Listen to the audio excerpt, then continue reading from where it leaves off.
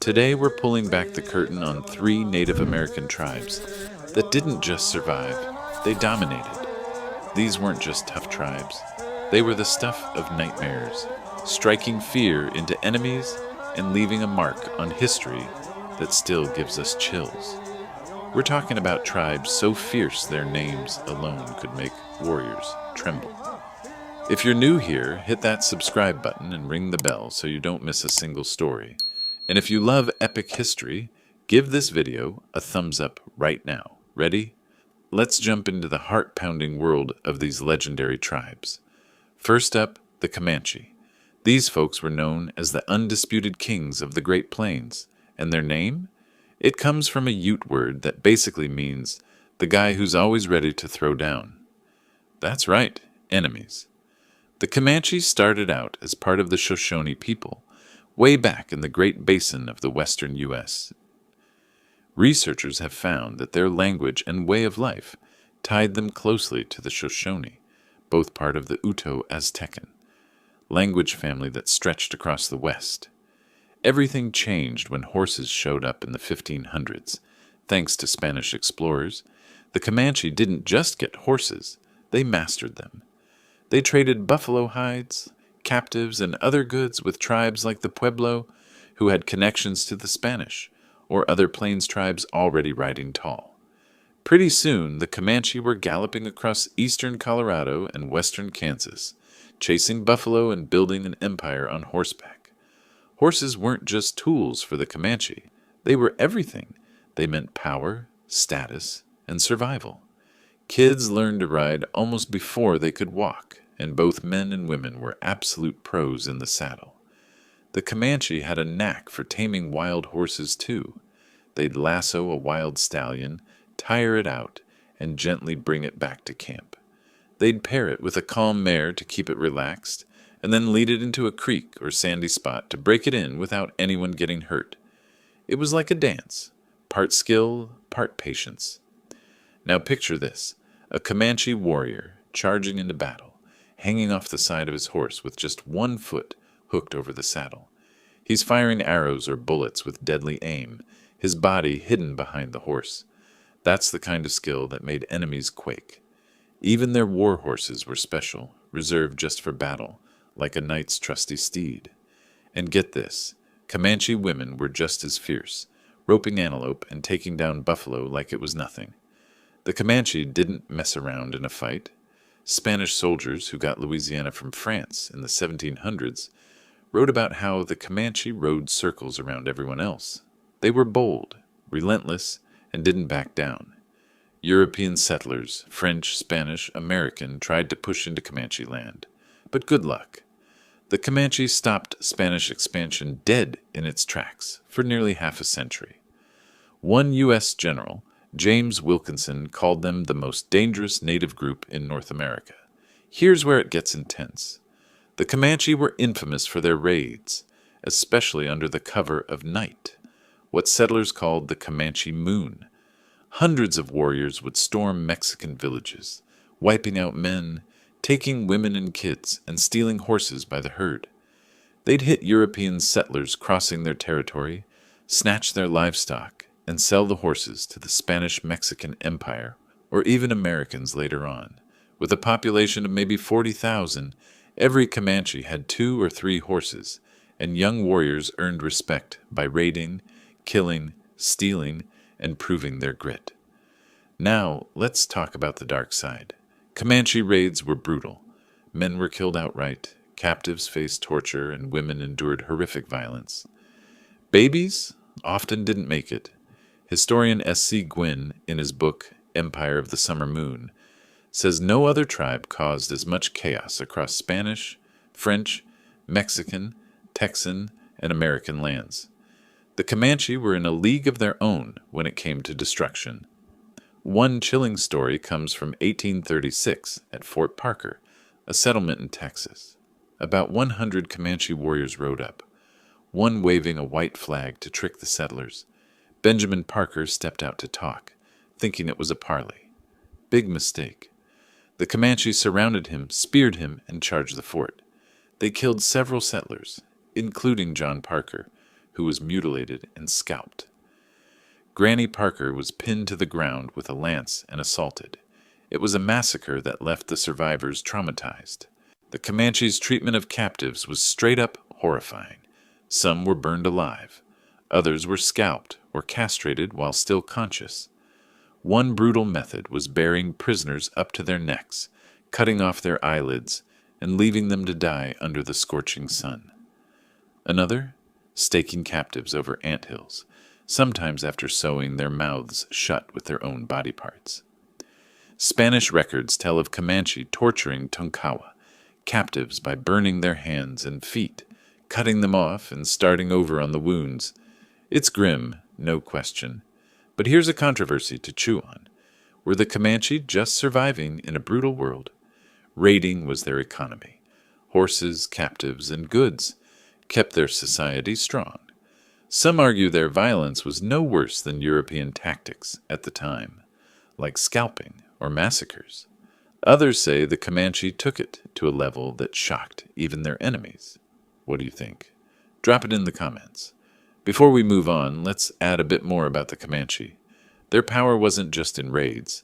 They built a trade network that rivaled European markets. They controlled the flow of horses and buffalo hides across the plains, dealing with tribes like the Kiowa and even white traders. But their dominance came at a cost. The Red River War in 1874 to 75 crushed their resistance, forcing them onto reservations. Today, the Comanche Nation in Oklahoma carries on their legacy, but debates rage over how history portrays them, ruthless raiders or strategic survivors. Next, let's head east to the Iroquois Confederacy, also called the Haudenosaunee, or Six Nations. This was a powerhouse alliance of tribes: Mohawk, Oneida, Onondaga, Cayuga, Seneca, and later the Tuscarora. Each brought something unique. The Mohawk held strategic lands near European settlers. The Onondaga sat in central New York, and the Seneca stretched south and west. Their enemies, the Algonquins, gave them the name Iroquois, meaning rattlesnake. Why? Because the Iroquois struck fast, silent, and deadly, like a snake in the grass. The Iroquois were all about expansion. They raided neighboring tribes like the Huron, Erie, and Susquehannock, growing their territory and influence. From a young age, Iroquois kids trained for war, mastering bows, spears, and clubs. By their teens, they were joining raids against rival tribes, or even white settlers. Winning battles earned you respect and a shot at becoming a war chief, a big deal in Iroquois culture. Their warfare was intense, and their treatment of captives, brutal.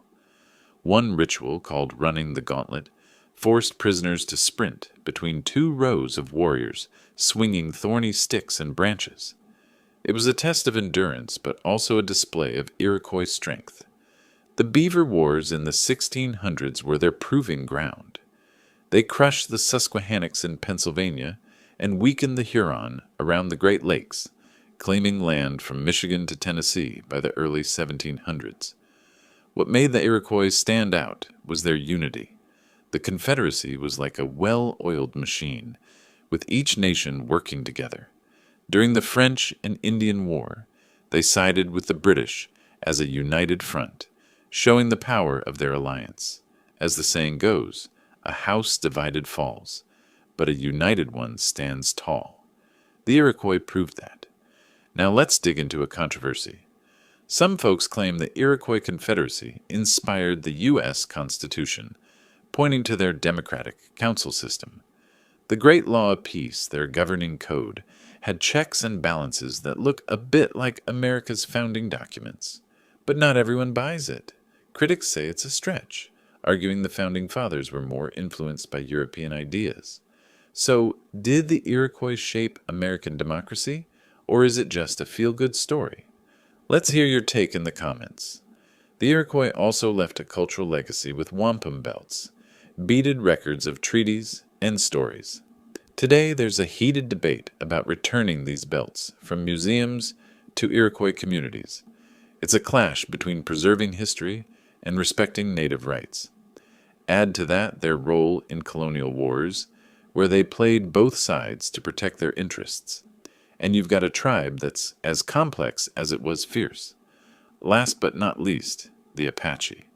These folks were part of the Athabascan family with roots stretching from Alaska to the American Southwest. They lived across a huge area, from the Arkansas River to northern Mexico and from Texas to Arizona. Surrounded by heavyweights like the Spanish, Comanche, Ute, and later Americans, the Apache didn't just survive, they thrived. The Apache were guerrilla warfare experts, using the rugged deserts and mountains to their advantage. Armed with bows, rifles, and later Spanish lances, they could strike and vanish before anyone knew what hit them. Picture an Apache warrior on horseback, firing multiple arrows in seconds or sprinting faster than cavalry on foot. General George Crook called them the tigers of the human race, for a reason. Raiding was the Apache's bread and butter. They'd cover insane distances, on foot or horseback, hitting enemies with precision and disappearing into the landscape. They adapted fast, incorporating Spanish horses and steel weapons into their arsenal. Their stealth was legendary. They could hide in plain sight, then ambush with devastating force. But their treatment of captives? It was merciless. Enemies were skinned, burned alive, or worse. Children weren't spared, sometimes killed in horrifying ways. The Apache even celebrated warriors who came up with new torture methods. It's tough to hear, but it was part of their reputation as unrelenting fighters. Here's a modern controversy. The Apache's sacred lands, like Oak Flat in Arizona, are under threat from mining companies. For the Apache, these sites are spiritual, tied to their identity. But copper mining could bring jobs and economic growth. It's a tug of war between tradition and progress. And it's got to people fired up. Should sacred lands be protected, or is development worth the cost? Share your thoughts below. The Apache also clashed with the Comanche over territory, creating a rivalry that shaped the Southwest. Leaders like Geronimo became symbols of resistance, fighting U.S. forces until the late 1800s.